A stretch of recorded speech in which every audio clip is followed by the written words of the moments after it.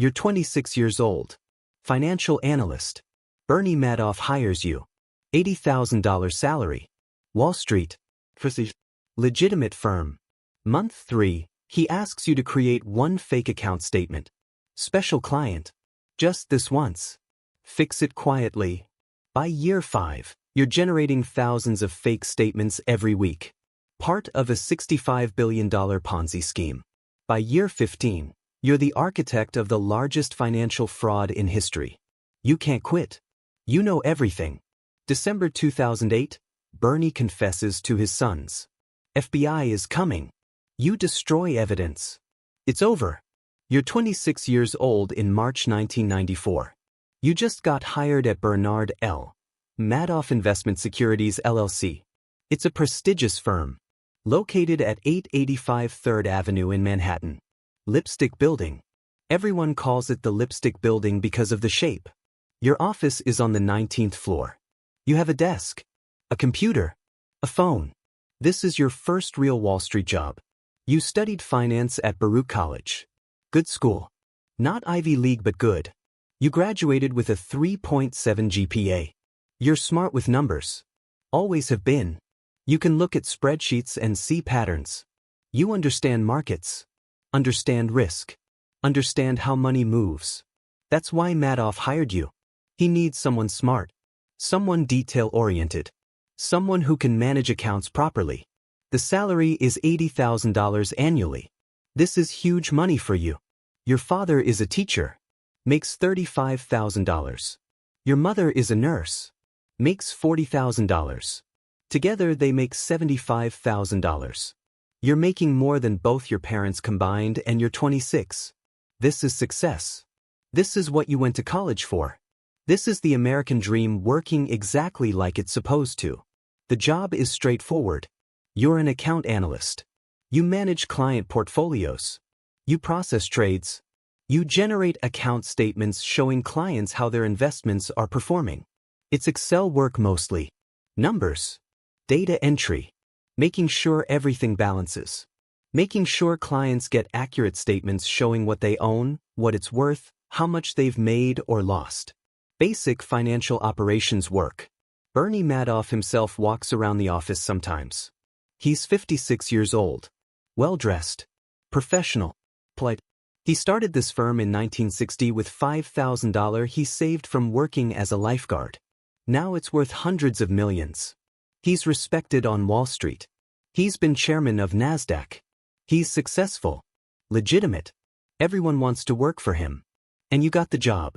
You're proud. Your parents are proud. This is exactly where you wanted to be. June 1994. 3 months into the job. You're working late. Bernie comes to your desk. Says he needs a favor. There's a client. Important client. The quarterly statement has an error. The system shows a loss but the client is expecting a gain. Bernie says it's a system glitch. The real trades happened but weren't recorded properly. He needs you to manually create a statement showing the correct numbers. Just this once. Just to fix the error. Just to keep the client happy while IT fixes the system. He gives you the numbers. The client's account should show a 12% gain for the quarter. That's what the performance should be. He needs you to create a statement showing that. Manual entry. Outside the normal system. Just temporary until the system is fixed. He'll pay you a $2,000 bonus for the extra work. Off the books. 'Cause you know this feels wrong. Account statements are supposed to be generated automatically from the trading system. Manual creation means the statement doesn't match the actual trades. But Bernie is the boss. He's saying it's a system error. He's saying the trades actually happened. He's offering $2,000 cash, which is half a month's salary for a couple hours of work. And it's just one statement. Just fixing an error. What's the harm? You create the statement. Takes 90 minutes. You manually enter the numbers Bernie gave you. 12% gain. Portfolio value. Holdings. Everything looks official. You print it. Give it to Bernie. He thanks you. Gives you an envelope with $2,000 cash. Tells you this stays between you and him. Confidential.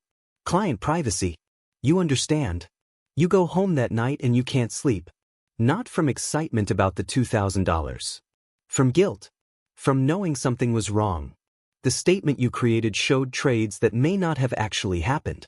You manually generated returns that may not be real. But you pushed the feeling down. Bernie said it was a system error. Bernie is legitimate. Bernie is successful. Bernie wouldn't ask you to do something actually illegal. It was just fixing an error. Just this once. That's what you tell yourself. Just this once.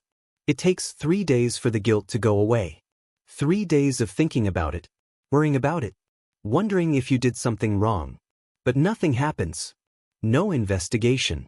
No questions. The client got their statement. Bernie is happy. You have $2,000 extra cash. By day 4, you're not thinking about it anymore. It's done. It's past. It's fine. Age 27, 1995. Bernie asks you to create more statements. Not one. 10 monthly. Different clients. Same situation. System errors. Real trades that weren't recorded properly. Need manual statements while IT fixes things. He increases your off-the-books bonus. $5,000 monthly. That's on top of your $80,000 salary. You're making $140,000 annually now at age 27. This is serious money. You don't question it anymore. The first time was hard.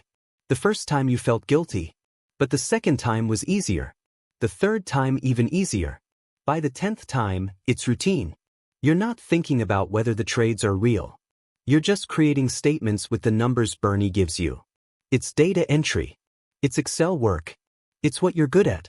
The fact that the data might be fake, you're not thinking about that part. You're just doing the work. This is the empathy switch starting to turn off. Not empathy for people exactly, but empathy for truth. For accuracy. For what's real versus what's fabricated. The first fake statement made you feel sick because you knew you were lying. But you can't sustain that level of moral distress if you keep doing it. So your brain adapts. It reframes. These aren't fake statements. They're corrected statements. They're fixing system errors. They're alternative accounting. That's what Bernie calls it. Alternative accounting. Creative accounting. It sounds professional. It sounds legitimate. It's fraud, but you're not using that word. Your lifestyle is improving. You rent a nice apartment in Murray Hill. 1 bedroom. Doorman building. $2,000 monthly. You can afford it easily now. You buy nice clothes. Good suits. You eat at nice restaurants. You're dating a girl who works in marketing. She thinks you're successful. She thinks you're a Wall Street analyst making good money through talent and hard work. You don't tell her about the fake statements. You don't tell her about the off-the-books bonuses. You let her believe the legitimate story. It's easier that way. Age 30, 1998. The volume is getting too large. You're creating hundreds of fake statements monthly now. It's taking too much time. You need to automate. You build a system, a separate database. Outside the normal trading system. It generates statements automatically based on whatever returns Bernie wants to show. You input the target returns. The system creates statements showing those returns. Perfect statements. Professional statements. Completely fake statements. This is your innovation. Is your contribution to the fraud. Bernie provided the concept. You provided the infrastructure. The automation. The system that can generate thousands of fake statements without anyone manually creating each one. This is engineering. This is problem solving. This is using your skills to make crime more efficient. And you're proud of it in a sick way. Proud of the technical achievement even though the achievement is fraud. The empathy switch is fully off now. You're generating thousands of fake statements monthly. Every statement is a lie. Every statement shows returns that don't exist.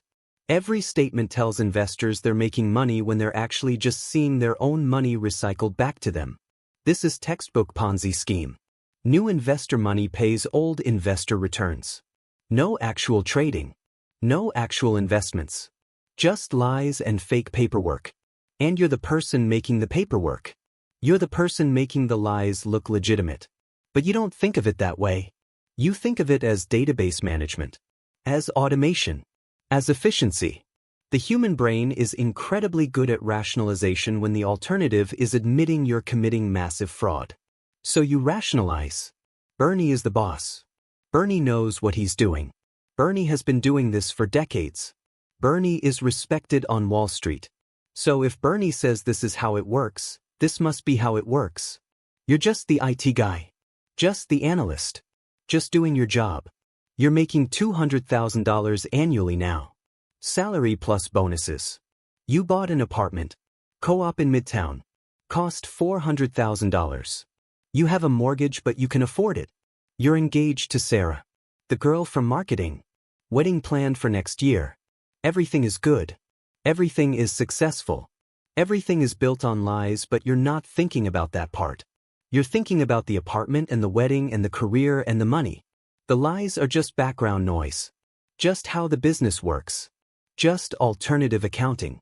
Age 35, 2003. You're going over the numbers. When you add it all up, the total is staggering. $20 billion. But there isn't $20 billion in actual investments. Maybe $5 billion real. The other $15 billion is fake. This is a Ponzi scheme. The largest in history. And you're running the technical operations.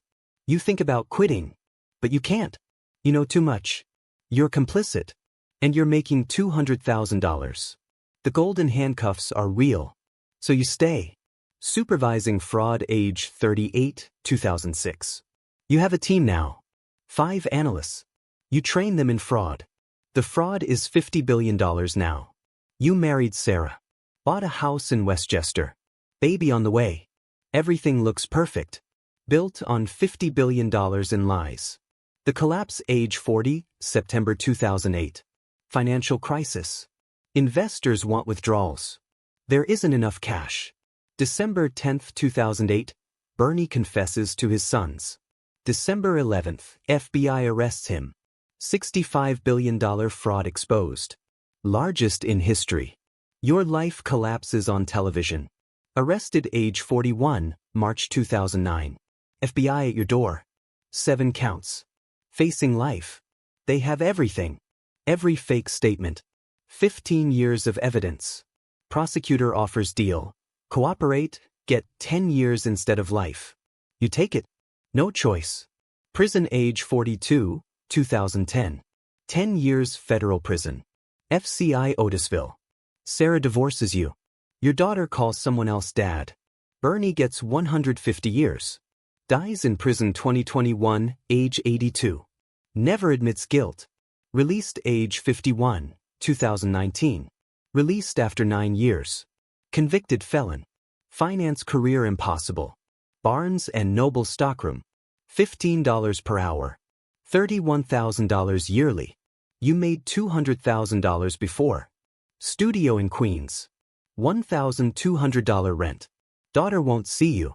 She's 14. She knows what you did. The cycle somewhere in New York right now, there's a 26-year-old analyst.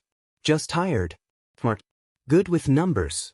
In 3 months, someone will ask him to create one fake statement. Just this once. $2,000 bonus. System error. Special client. He'll think about it. Feel guilty. But he'll do it. Because $2,000 is $2,000. Because it's just one statement. Because the boss said it's fine. The first fake makes the second easier. The second makes the 10th inevitable. Until 15 years later, FBI knocking at 6 a.m. You could warn him. Tell him don't create that fake statement. Don't take the $2,000. Don't believe it's just once. Because 15 years from now, federal prison. Divorce. Daughter won't speak to you. Retail job for $15 an hour. All because you created one fake statement for one special client. But he won't listen. You didn't listen. Nobody listens when immediate reward is cash and career and the boss saying it's fine. First, small compromise seems harmless. Only later, after 1,000 compromises, you realize there was never a choice. Only the trap. The incremental moral erosion. The machine that runs on people.